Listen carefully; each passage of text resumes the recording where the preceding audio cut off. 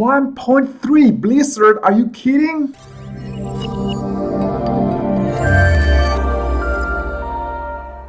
Hey, what's going on? Tsai here. So today I want to do a really special case study about how big company make a deadly mistake, and this mistake can actually destroy their entire brand.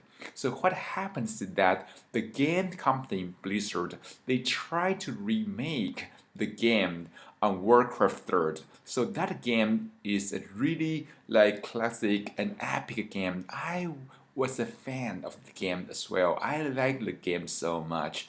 But when the remake version came out, all the fans got offended. They feel really disappointed and they are requesting for a refund. So what is actually happened is that take a look at the video and see what is happening. Glad you could make it, Uther. Watch your tone with me, boy. You may be the prince, but I'm still your superior as a paladin. As if I could forget. Listen, Uther. There's something about the plague you should know. Oh no. We're too late.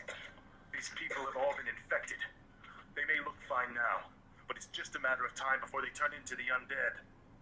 This entire city must be purged. What? How can you even consider that? There's got to be some other way. Damn it, Uther.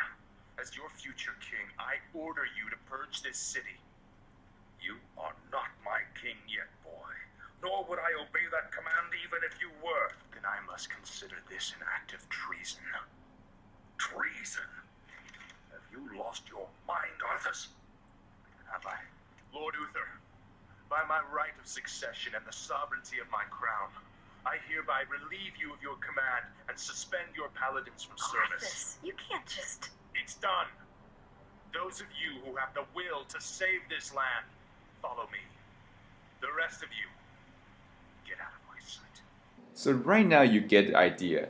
Blizzard overpromised but under-delivered. So as you can see in the example, as you can see the quality, the difference between the two videos. One of them is what in the advertisement, and another one is what actually looked like when it came out. So there's so much, there's a gap between the quality, right?